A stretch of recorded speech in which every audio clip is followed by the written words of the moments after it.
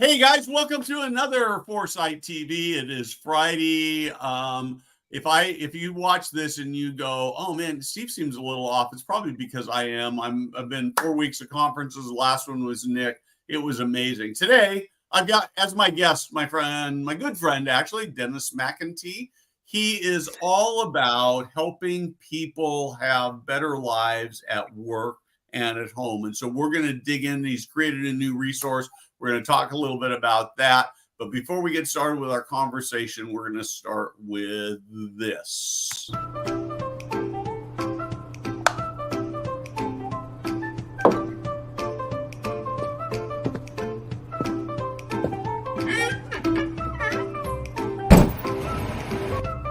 Hey guys, Steve Moran here.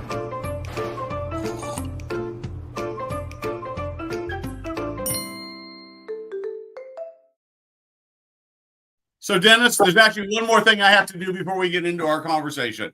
This broadcast is brought to you by our friends at KARE.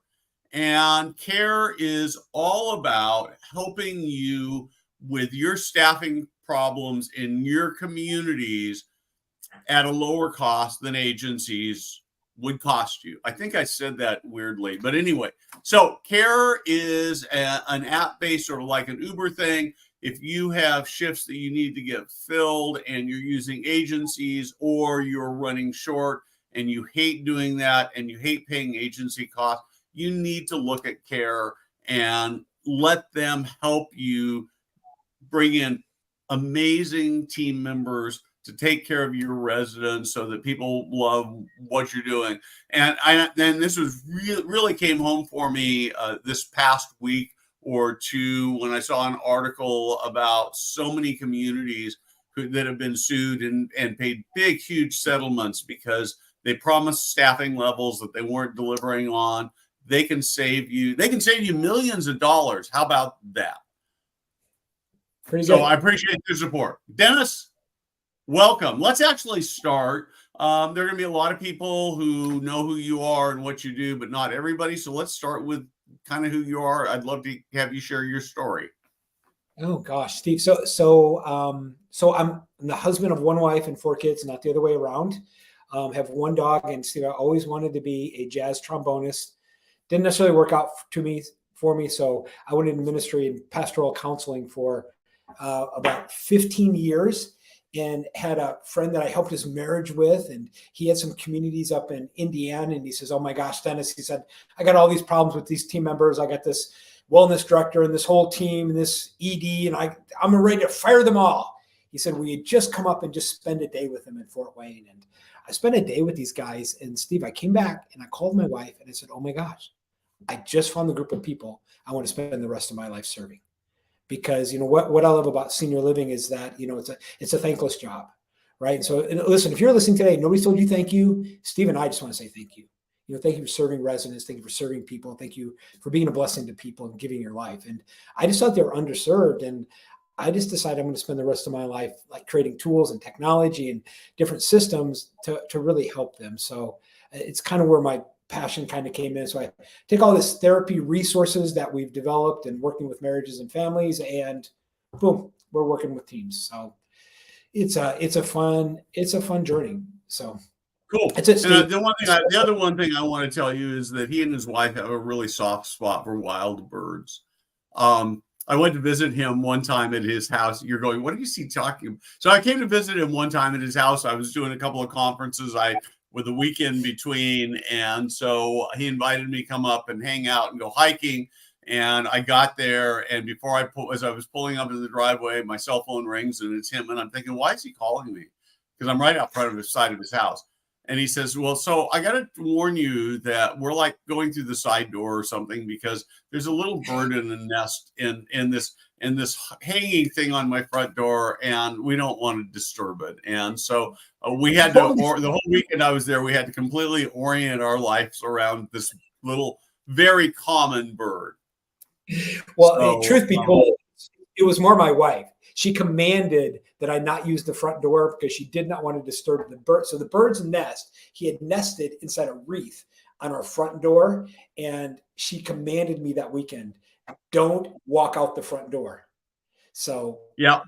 So we it's worked really my around the wife. bird. You know, the bird was the most dominant feature of my whole weekend there. Oh, well, maybe that's not. Well, but you know what's cool, Steve, is that it was an obstacle, right? Couldn't go through the front door, but you know what? We didn't complain, right? No. It's like, because you can complain or you can create, you just can't do both. You kind of have to decide. It was an obstacle. We didn't complain about the obstacle. We just thought, okay, well, what else can we? And so we went around the back door. But think about how many of us, like in senior living, it's like we have all of these obstacles, and then all we do about it is we just complain. Oh my gosh! Well, of course, there's staffing, and we're staffed. We got this, and we got these rags, and all these complaints. But think about it. It's like we all have obstacles, but it's how you use the obstacles. And it's like I started to think of like every roadblock becomes a roadmap, becomes a roadway, right? My roadblock actually creates the roadmap, and that's a great example of like, hey, that was an obstacle for us that weekend, but Steve, you didn't complain, right? You're Well, like, oh, we're door. So here's the other thing. Somebody told me this a long time. As you know, I've done a little bit of preaching in my life, and some preacher who was giving me some advice about talking, and this actually has direct application to senior living. He said, you know, preachers never actually have anything bad happen to them, because every single bad thing that happens to a preacher or a public speaker gets turned into a story, right? Yeah. And so what you're really talking about is taking obstacles that everybody faces and turning them into opportunity.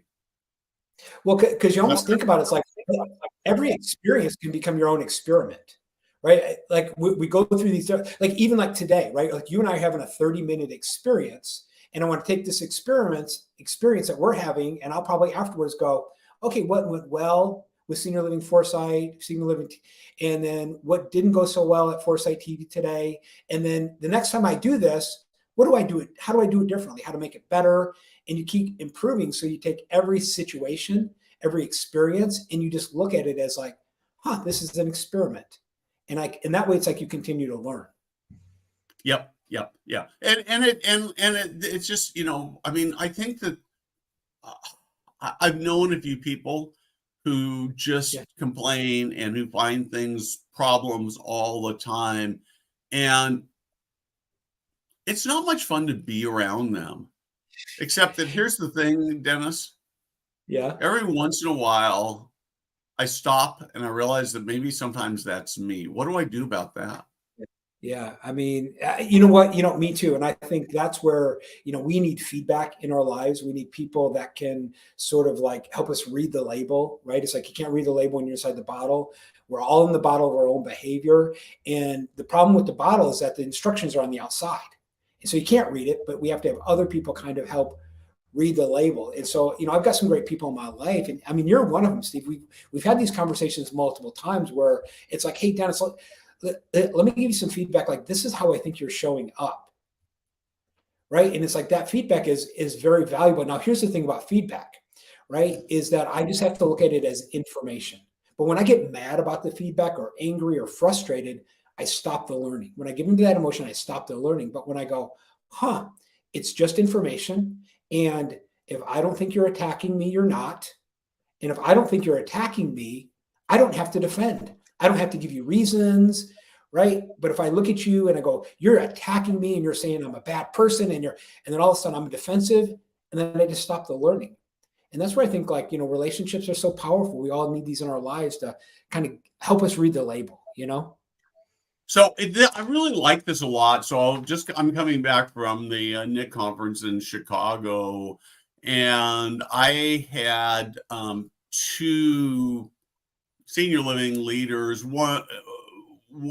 actually three senior living, two were together and one was in a separate place, who challenged some thinking that I had. In one case, it was some thinking about one of the presentations that was given at NIC, and I'll write about this. And the other one, I'm not going to talk about what it is, because I haven't quite formulated how I'm going to do it, and I don't want to say something that's going to embarrass me later. And then the other was a conversation with a leader who was really unhappy with an article that I'd written in support of the staffing mandates, not the staffing mandates that are proposed, but that we need actually minimum staffing. And they were both tremendous conversations. And in one case, I'm going to completely it caused me to completely rethink my thinking on this presentation and on the staffing mandates. He made some good points, but I'm still going to hold on to my position, but I'll write about both of them. And I guess the thing that's odd for me is as a writer and a public figure in the senior living space, I get critics pretty commonly. And, it's not, I would say, every month or so, I get one or two people who come back and basically say, you're wrong. And I actually really embrace that stuff. I don't always agree with them, but I find that I learn more from my critics, but I've come to learn that that's not typical. And am I just weird, or help me out here? No, I think that this is a degree of like emotional intelligence. It's why we created the master class, the 3 lies about emotions, right, Steve? Is that when you're not emotional about it, it's like you can actually learn from it. But I think the thing that's really cool about you is you really embody this. If I give you feedback, Steve, you never feel like it's an attack. I've never seen you really get super defensive or angry. And even when I've given you feedback, it's like you just take it as information. And I think that's the key distinction, right? Because feedback is everywhere. Because think about this, Steve. I never, ever fail. I just get feedback, right? It's like, try something, work. It's not failure. It's just feedback, information. So so particularly with you, I'm going to start with you and I'm going to go a little more broadly. But I guess for me, when you come to me and say, Steve, you really blew that, or you really need to rethink this, or you really hurt my feelings. I don't think you've ever actually said that, but I certainly have had people who've done that. I assume that you're only doing that because you care about me and you want to help me, not because you want to hurt me. Now, I recognize that I do have critics out there that would just as soon hurt me. But even with those people, I assume they're trying to help me, because oftentimes the people who dislike me the most are the people who can actually teach me stuff.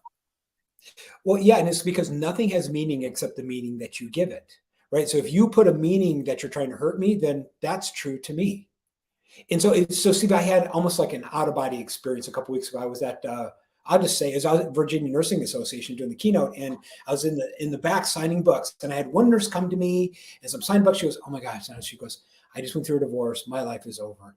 This is wrong. This is wrong." I was like, "Oh my gosh, just hold on. I want to talk to you. Just let me finish signing books." And I said, I'll be over here in about 15 minutes. Steve, 5 minutes later, I'm signing books. Another nurse comes to me. She says, "Dennis, I just went through a divorce. My life is free. I'm so excited. I'm going to go back to school." And she was super excited. And I thought, same event, right? Divorce. To one nurse, her life was over. To the another nurse, her life was just beginning. And who's right?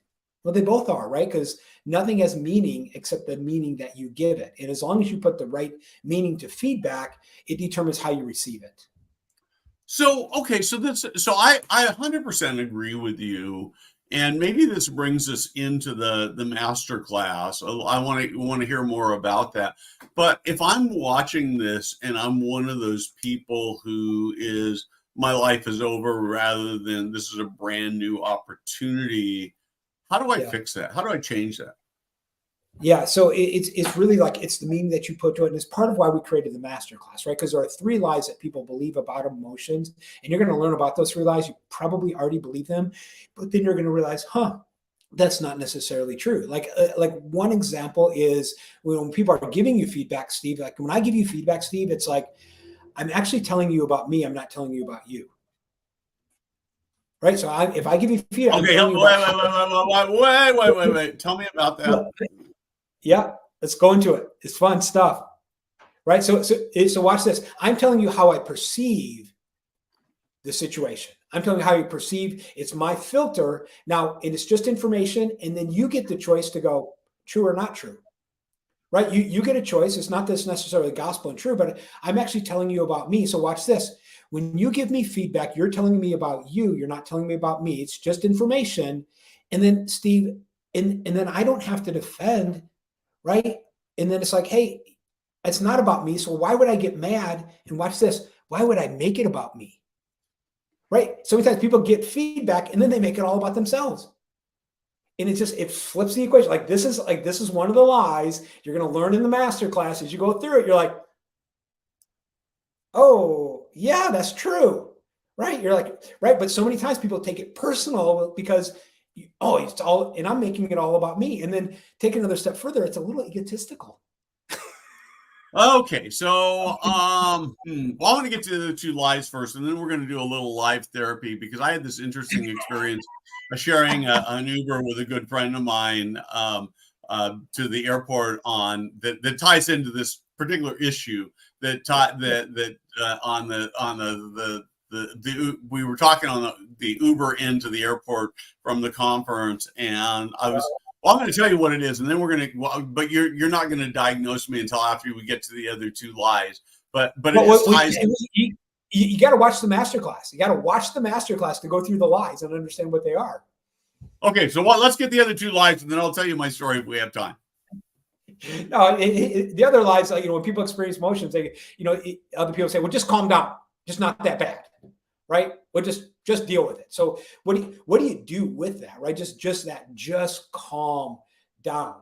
Right? And then this other lie is that when you put emotions on other people, when you project your own emotions on other people, right? And it's like, I'm seeing it through my lens and I'm projecting. Well, Steve, you're just arrogant. Well, no, it's like how I perceive it and how I'm judging you and using my emotions to make a judgment on you. So we go through all that in the masterclass, and it's really 3 quick strategies. You're going to get 3 quick ideas and go, oh my gosh. And then you can just use it, boom, move forward. And the great thing, Steve, is we only did it in 15 minutes. So it's like 15-minute masterclass. And I think we got the link there in the bottom so people can go and watch it. And we want to do something to serve and just be a blessing. So tell the story. Tell us. So what's this thing cost, by the way? What's this thing cost? So it's totally free. Masterclass is totally free. And if people want to do a deep dive, they can actually buy the course. It's 30 lessons. And it's like, you can have it forever, the course, but watch the masterclass, right? It'll really be a blessing. And if people want to do a deep dive, they can get the course, and it's like $297 for the course, but just check it out. Okay.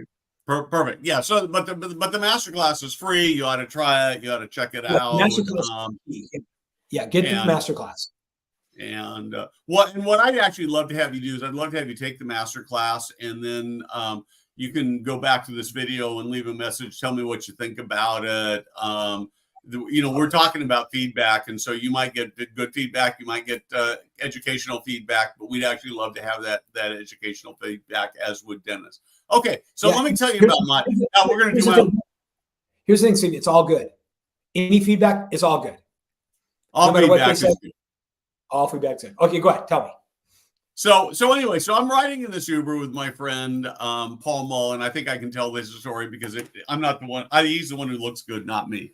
And we're talking about somebody we both know. And I said, I just don't think they like me very much. And he sort of looked at me and he said, Steve, sometimes you don't stop to think that because of how they behave has nothing to do with you. It's all about them. And that kind of was like a smack in the face because it made me sound like I was, I don't know, my ego or something. Can you help me with this? Well, I don't know if I can help you with it necessarily because I'm not quite sure of the context, but I think here's sort of what happens, Steve, is that there are 2 things when people bring us all problems is, and a great question to always ask is like, hey, do you want support or do you want a solution? Right? Because sometimes, when people want support and we're just giving them ideas and advice, it comes across as arrogant. It comes across as egotistical. Steve, actually, you and I have a friend, and I remember you giving me this feedback probably 5 years ago.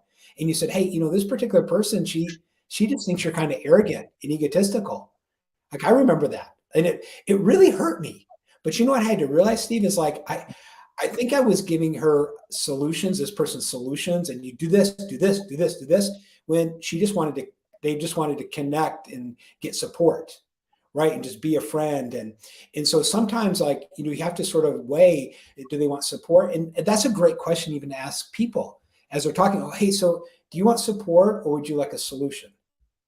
Because here's what happens is when somebody falls down in a well and I stand at the top of the well and I look down and I say, get up, it's easy. Come on, just grab the rope and just climb up the rope. Here's how you climb the rope, right? But sometimes people want you to jump into the well, be in the well with them and kind of just, here, let me help push you up. And, and if we're not careful, and especially sometimes like people like us, it's like we got great ideas and we want to help and we want to serve. And it's like, here's some idea. And sometimes it's just not received. Does that help a little bit?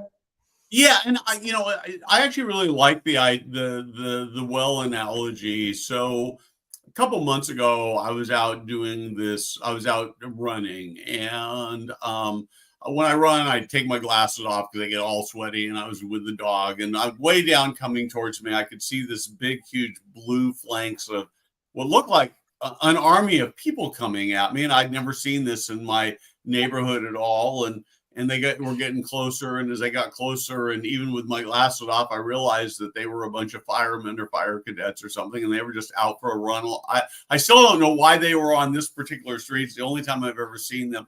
But I have this new puppy dog with me, and they were about halfway past me, right? And the dog was doing fine, and then all of a sudden, and they were on the wrong side of the street, so this was like completely their fault. All of a sudden, the dog cut right in front of me, and I fell down, and I broke my glasses were in my pocket, but they still broke, and I got scraped up on my knee and arm, and I was bloody. And of course, they all stopped. I mean, they were very sympathetic. But what they immediately wanted to do was lift me to my feet, and I just needed to stay down and make sure I was okay.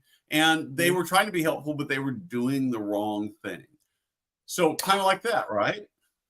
Yeah, it's almost it's what keeps you out. Because sometimes we want to help, and really that help turns into a liability, right? Because when we step in and we rescue without asking permission, and that's the key thing. It's like we just want to ask permission, right? So when we step in, and this is where leaders kind of do it a little bit. They kind of get into that drama because it's like I rescue you, I step in, and I just perpetuate the victim mentality, right? Because every victim loves a rescuer. And so sometimes it's just asking, because when I say that, people say, well, you mean don't help or don't? No, it's just you ask permission, right? Because especially like in senior living, right, with the staffing shortage, and sometimes we got to step in and do things that we're not necessarily hired to do or trained to do, but we just got to help. But you just ask permission before you just step in and take over, and that's the key thing, I think. So I'm not saying don't help people, but just ask permission and get their permission. Yeah, and I'm far from perfect at this, but one of the things I actually really like to do is I like to ask people, how can I be helpful to you? And because oftentimes what you think can be helpful is not helpful. And sometimes, and it doesn't mean your feedback's not really valuable, right? It just means that maybe they're not ready for it. So I wasn't ready to get up. The person in the well wasn't ready to get out of the well yet. Yeah. Well, let's say my wife has realized, especially like I'm in Enneagram 3-4, if anybody really knows the Enneagram, and something about that 4 is they like to feel their feelings. And so just like a couple of weeks ago, I was just kind of sad about something. And my wife was starting to give me solutions, and she looked at me, she goes, do you just need to feel sad for a little bit? And I was like, yeah, just give me 15 minutes. I just need to feel this sad. I'll fix it. Give me 15 minutes. Right. And it was so freeing. I'm like, I just need to be sad. Just give me 10 minutes. Let me be sad. Don't try to fix me yet. Right. But she immediately tried to step in and tell me like how I can solve it. I'm like, I just want to feel it for a bit. And this is where like emotional intelligence is super helpful, because you start to become aware of that. Because Steve, if you just stuff that stuff and you don't address it and you don't name it and you don't get it out of your mouth, like it just kind of boils, it will eventually come out. So the key with emotions is you name it so you can tame it. This is when we went through the whole course. We have a whole module on saying it so that you don't display it, and name it so that you don't tame it. But many people, they can't control their emotions because they can't even name it. And then they blow up, right? They just explode. Like leaders throw up on their teams, or they yell, or they're caustic, or they're given the silent treatment, whatever these different crazy behaviors that happen. But it's that whole idea of just being aware and then knowing what to do with it. Okay, so this awareness thing is really fascinating to me, for reasons that, part of conferences, and I have had conversations with, 3 or 4 dozen, C-suite leaders in senior living in the last, say, 8 or 10 weeks. And they've all been people who I really like, who I have tremendous respect for. But one of the things that's unique in my life is oftentimes I also get to talk to people who work for these people. Fascinating. And there's I find often there's this really big disconnect that these leaders are passionate and they've gotten to be leaders because they're strong and they have ideas and they have thoughts. And their people end up being kind of afraid of them. And it seems to really do damage to the organization. And yet I don't think I don't think these leaders are going out. In fact, I'm sure these leaders aren't trying to go out and either terrify their team members or to intimidate their team members. And yet what they're doing is actually really doing damage to their organizations. And so long way to ask this question. So how do people get that awareness? It's super helpful, Steve. That's a great question, right? Because I think the thing with communication is there's covert and there's overt communication. And overt communication are the things that I say, right? Which is really only 7% 7% of communication. And the deal with communication is it's not words, it's not conveying words, it's transference of meaning. A lot of times we think like, well, I told them, I communicated. Well, it's a transference of meaning, not a transference of words. And that's and we got some more information on that in the course. But so think about this. There's a covert and there's an overt. And so many times leaders, they just focus on the overt, what people say. But this other 87% is this whole idea of covert. It's like the body language. It's sort of like this. You tell me to do something and I go, well, all right, Steve, if that's what you want me to do. Right? Well, I mean, how convinced are you I'm going to go do that? Right? I told you I would, but I do all this other thing, or things like this. Maybe this happens in your organization. It's this. Seen that one before, right? It's like the rolling of the eyes, or the worst one is this. Okay. Now I've been married for 32 years and I've only done this once. Okay. I'll be honest with you, but I remember I walked in the kitchen one day, my wife had angry eyes and I said, Lisa, what's wrong? And she said, nothing's wrong. I said, cool. I'm going to go play golf. I'll see you later tonight. Right. But I had to realize when she says nothing's wrong, everything's wrong. And so I think as leaders, we got to get really good at reading our people. Right? Reading that body language, that facial expression. And that's actually more powerful, right? When they come to us and they're like this, and they're saying all the right words, but they're kind of like backed away like this. Well, that's a great indication of something else that's going on the inside. And so I think leaders just like looking out and like realizing what they're getting, not just words, but all of these other things that are swirling around. Yeah. So here's the thing. So this makes perfect sense, and I think that adequately describes it. I think there are actually a few leaders that care too much, though. That sure. And I think that's me. I think that I worry about what's happening in Jada, I'm picking on Jada, who's producing the show behind the screens, and so I can see her face sort of, but you can't. And I think she wants to pinch me. No, she's smiling. But sometimes I worry about stuff where, and I own stuff that shouldn't be mine to own, and it causes a lot of stress. What about that? Yeah, I think it's super important to not let people rent space in your head. And this whole idea of what you think about me, Steve, is none of my business. And learning to have different boundaries. I have external boundaries, how people treat me, but I also have internal boundaries, how I treat other people.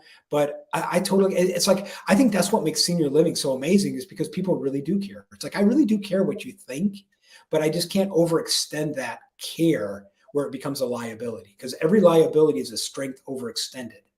And I tell leaders in senior living, like, just like you, Steve, it's like, what I love about you is that you care. I love it. What frustrates me about you, you just care too much. Yep. Right? No, I agree. I do. Sometimes I do. I think it's probably one of my, not my only big failing, but one of my biggest failings. Okay. So I want to we're about out of time, but I want to sort of walk through a little more details on this masterclass. So what's it called again? So it is the Emotionally Intelligent Masterclass, 3 lies people believe about emotions that are absolutely not true, and the 3 truths that you can use to overcome them.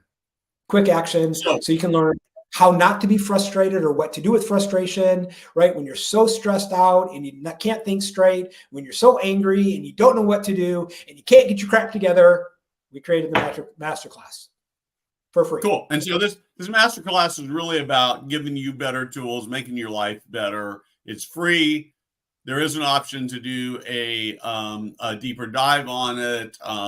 Just as a matter of full disclosure, if you buy the full class, I get a little commission off it. It's not going to make me rich, but yes, it is. It's going to make you rich. In warm feelings, right? So with that, Dennis, thank you so much for your friendship and your wisdom. Thank you so much for actually being somebody who's willing to give me feedback when I need it, because while I love my fans, my fans, and they do teach me things. The critics are the ones who probably give me the hard truth and teach me the most. And so you fall in that category. And the other thing I would say is you've earned the right to do that. And so I can go deeper with you. So with that, we are going to say goodbye. We hope you have a great weekend. I am going to tease one other little thing. We think we are going to have an amazing special Foresight TV on Wednesday that will be incredible. I'm still waiting to get confirmation from one of the guests, the most important guest, that date works. But you need to sort of watch for that. And I'm 99. I wouldn't tell you about it, except I'm 98% sure it's going to happen. And Dennis, the other thing I want to say about Dennis is he's written an amazing book on how to create, have drama-free teams.